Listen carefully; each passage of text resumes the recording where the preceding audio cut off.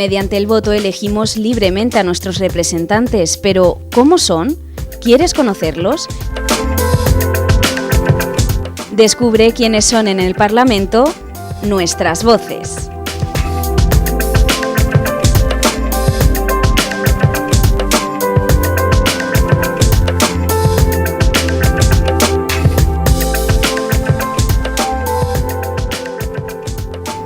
Hoy continuamos nuestra ronda de entrevistas en la Asamblea de Extremadura con el portavoz del Grupo Parlamentario Mixto, agrupación de diputados regionalistas del PRES-CRES, Damián Beneito. Muchas gracias por recibirnos. Buenos días.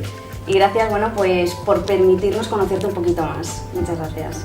Bueno, eres valenciano de nacimiento, pero residente en Extremadura desde hace ya muchos años, más de 30. Sí, yo vine a Extremadura en el año 77 y bueno, pues me quedé aquí. Me casé con una placentina, mis hijos son placentinos, extremeños y bueno, pues aquí sigo.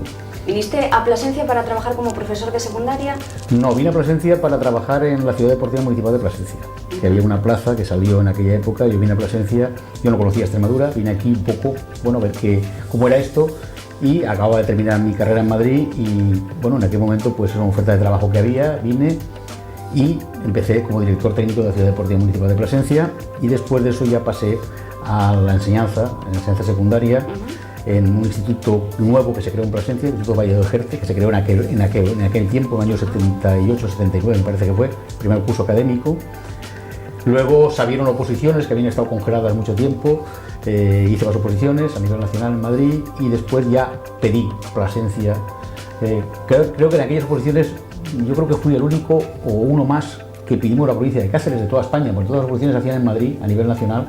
Y la provincia de Cáceres la pedimos dos, creo que fuimos dos. Y yo, claro, no tuve ningún problema. Yo pedí Plasencia, entré en el Instituto Gabriel y Galán y allí he seguido hasta que, bueno, he tenido esa etapa anterior como director del Centro de las Artes Escénicas y de la Música de Extremadura y ahora en mi condición de portavoz de grupo parlamentario y diputado autonómico. No es la primera vez también que nos dice un portavoz parlamentario que era profesor de primaria o secundaria y después se inicia en la política. ¿Tiene alguna relación esto? Hombre, la verdad es que tal como está la normativa, y hay que decirlo, los funcionarios tenemos quizá más facilidad, entiendo, para dedicarnos a la política. Yo empecé en el movimiento vecinal, es decir, yo no vengo de la política de un partido, porque he sido siempre militante de un partido político. Yo empecé en el movimiento vecinal como presidente de la Asociación de Vecinos de la Zona Centro de Plasencia, cuando la Zona Centro de Plasencia tenía una problemática en los años 80, principios de los 90, complicada. De allí me ofrecieron ir en una lista municipal, el PRES-CRES. Y a partir de ahí, bueno, pues no conseguí salir concejal. También hay que decirlo, no conseguí salir concejal, pero sí que, bueno, aquel partido me convenció. Yo creo que se podían hacer cosas por Extremadura. Y yo a Extremadura me tengo que agradecer lo más importante que tengo, que es mi familia. Y eso es algo que me tengo que devolver de alguna manera. Entonces yo pensé que a través de la política, pues de alguna manera podía devolverle algo a Extremadura de lo mucho que me ha dado, ¿no?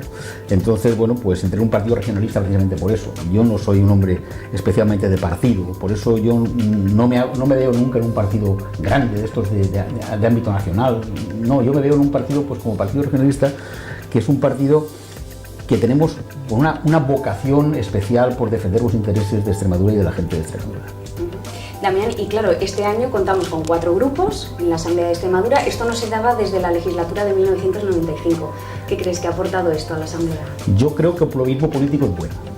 Yo creo que los que dicen que el que haya muchos grupos impide la gobernabilidad es porque no entienden que la política se parte de llegar a acuerdos. Están acostumbrados a gobernar con mayorías absolutas. Y claro, cuando tienen que negociar, les cuesta muchísimo. Sin embargo, que a los partidos más pequeños no nos cuesta en absoluto negociar. Y además creemos que los acuerdos es fundamental en política. Por eso yo creo que cuanto más pluralidad haya, mejor. De hecho, nosotros presentamos que se bajara del 5 o 3% el número de votos para poder empezar a contar, para entrar en la realidad, precisamente porque consideramos que todos los votos tienen el mismo valor y que hay que dar opción a que todos los partidos tengan representación parlamentaria. Nosotros incluso no nos importaría que fuera un sistema proporcional puro, es decir, que todos los votos se contabilizaran. Es decir, eso del 5, del 3, ¿por qué? Es decir, ¿qué pasa con eso? Es que tenemos, yo creo que es que los partidos grandes creen que va tarta suya y que ellos pueden manejar esto. Cuando más a gusto han estado es cuando solamente estamos PP y eso de la Asamblea. La representación de los ciudadanos tiene que estar en la Asamblea, tiene que verse aquí en la Asamblea. ¿Por qué cientos de votos, miles de votos se tiran a la papelera? Porque no llegan a ese 5% o a ese 3% que se marca. ¿No es absurdo? Bueno, yo creo que ahora también se disfruta más, ¿no? Debatiendo más, negociando más, aunque sea más difícil también. Hombre, yo creo que desde luego lo que está claro es que un gobierno monocolor, con mayoría absoluta, como ocurrió en la legislatura pasada, yo creo que no es bueno. Yo creo que no es bueno. No es bueno ni siquiera para ese partido que tiene mayoría absoluta. Estará muy a gusto gobernando, pero ni siquiera es bueno. Y la prueba es los resultados obtenidos en la legislatura pasada. Y yo creo que el control parlamentario es muy difícil de hacerlo cuando un partido tiene mayoría absoluta. Prácticamente imposible. Bueno, y sobre la decisión de suspender la coalición que mantenían con el Partido Socialista se ha hablado mucho, Damián, pero siempre habéis defendido, bueno, que esto fue como el agotamiento de un pacto, ¿no? Y no una ruptura motivada por tensiones o incumplimientos. Claro, está claro que el pacto había llegado a un momento en que se había agotado. Se había agotado porque en la situación actual los regionalistas teníamos que tener voz, teníamos que tener la posibilidad de comunicarnos con el ciudadano. Libremente. Y eso era muy complicado dentro de esta coalición. Era muy complicado. Es verdad que esa coalición durante algún tiempo ha servido, ha sido yo creo que fue un acierto en el principio cuando se hizo, pero también es verdad que eso tenía un plazo. Y ese plazo nosotros considerábamos que había llegado ya a su fin porque la voz regionalista no se oye por ningún sitio. Es decir, la representación de votos aquí en la Asamblea de 2 diputados, yo creo que ahí no se entendió muy bien que eran 2 partidos los que estaban en coalición. Y esos 2 diputados no eran 2 diputados más, eran 2 diputados que representaban a otro partido. Y claro, eso como que chirriaba un poco, es decir, no se visualizaba que había 2 regionalistas dentro de ese grupo. Y yo creo que eso de alguna manera fue lo que nos dijo que era un momento de romper esa cuestión, pero no por ninguna cuestión. Yo puedo decir que con el secretario general del PSOE, con Guillermo Fernández Vara, la relación es magnífica. A nivel de partido y yo puedo decirlo a nivel personal. Yo tengo una relación personal con él, yo creo que muy buena, y es una persona que tengo en muy alta estima. Y el partido no hemos sabido nada. Siempre habrá alguien, lógicamente, tanto de un partido como de otro, que se queje, que proteste, que diga que hemos hecho un pasteleo, pero estas cosas son inevitables. Es decir, pero yo creo que la razón es obvia. Y se va a ver ahora. Pero sí contabais con que se os podía tachar a lo mejor de oportunistas o desleales. Sí. Eso estaba claro que no lo hemos jugado. Yo he dicho siempre, nosotros hemos hecho una apuesta adelante. Nosotros en nuestro congreso, que fue en noviembre de 2012, todo congreso, había 300 y pico compromisarios, todos dijeron que teníamos que ir a las elecciones solos, que no podíamos estar ya en coalición con ningún partido de ámbito nacional. Eso se ha transformado en esta no ruptura, sino en este cese del pacto, porque la intención de un Prescres es presentarse a las próximas elecciones en solitario y no tendría mucho sentido seguir en coalición hasta el final de la legislatura para luego presentarnos en solitario. La verdad es que no tendría poco sentido. No podíamos renunciar a defender los intereses de Extremadura por encima de los intereses de un partido. Eso no lo haremos nosotros nunca. Los intereses de los extremeños están por encima de los intereses de los partidos. Eso es lo que entendemos nosotros. Y hay muchos partidos que piensan que los intereses de los partidos están por encima de los intereses de los extremeños, como está ocurriendo eso. Y de hecho hay casos palpables. Hay diputados a nivel nacional elegidos por los extremeños, con los votos de los extremeños, que votan en contra de los intereses de los extremeños en Madrid. Ahí está el caso del tema de las energías renovables. Los diputados del Partido Popular extremeños, votados por los extremeños, han votado en contra de los intereses de Extremadura. También lo hicieron antes los del PSOE en la legislatura pasada, cuando se rebajó el canon de las renovables. Es decir, lo que nosotros no haremos nunca será votar en ningún sitio en contra de los intereses de Extremadura. Otros partidos no pueden decir lo mismo. Lo que está claro es que yo entiendo que cuando uno sale elegido por una comunidad, sale elegido por unos ciudadanos que representan a una comunidad autónoma, deben defender los intereses de esa comunidad autónoma. Lo que no vale es irse a Madrid y en Madrid decir una cosa y en Extremadura decir otra. Y en Madrid votar en el Congreso de los Diputados en contra de los intereses de los extremeños y de Extremadura, como de hecho en todas las legislaturas, o bien el PP o bien el Partido Socialista han votado en Madrid en contra de los intereses extremeños. Damián, y sobre los presupuestos recientemente presentados en la Asamblea de Extremadura, habéis dicho vosotros que no son las cuentas que necesita Extremadura. ¿Por qué? Pues mira, nosotros creemos que, y esto es una cosa que yo repito muchas veces, que España nos debe. Yo no digo como dice más en Cataluña que España nos roba, pero sí que digo que España nos debe. Y nos debe ¿por qué? Porque Extremadura ha sido la comunidad peor tratada por los gobiernos de España desde que, yo creo que desde que España es España. Pero no es que cosas de que haya pasado hace 50 años ni 100 años, no, es que está ocurriendo ahora. ¿Qué está ocurriendo ahora?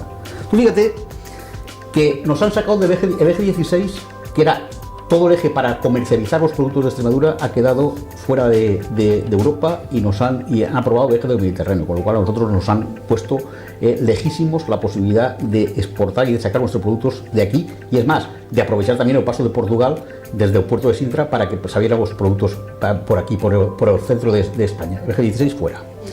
La refinería. ¿Es que alguien se cree que la refinería no se pone en Extremadura por un problema medioambiental? Eso no se lo cree nadie. Y si no, que vean cómo están las otras refinerías de España hechas. Eso no se lo cree nadie. Eso ha sido una razón política que va contra los intereses de Extremadura y contra los intereses de los extremeños. Porque un montón de puestos de trabajo se van allá al garete, porque no se ha defendido que la industrialización en Extremadura es necesaria. Las energías renovables. ¿Alguien concibe que Extremadura, que solamente consume menos de un 20% de la energía que produce, pague más por la luz que en el resto de España, cuando tenemos un excedente de más del 80%? ¿Alguien entiende que Extremadura tiene agua? El 30% de los recursos hidráulicos de España están en Extremadura. Hídricos, perdón. Están en Extremadura. Suelo, 42.000 kilómetros cuadrados. Energía, un excedente del 80%. Y no tenemos ni industria ni tejido empresarial. ¿Eso por qué es? Ese es el presupuesto. Ese es el presupuesto. Extremadura necesita un plan Marshall. Necesita, no que nos den 40 millones ni 200 millones, que si va deuda histórica, no. La deuda histórica con Extremadura es un plan Marshall, donde el gobierno de España diga, Extremadura es zona de urgente industrialización. Y cuando venga una empresa a Extremadura, a esa empresa le cueste la energía la mitad que en el resto de España, el agua la mitad que en el resto de España y el suelo la mitad que en el resto de España. Y verá cómo se pone aquí, cómo se ponen aquí entonces. Y se comercializa esto. Aquí no podemos vivir de lo que estamos viviendo. No nos damos cuenta que la gente joven preparada se está yendo de Extremadura, que aquí no pueden trabajar.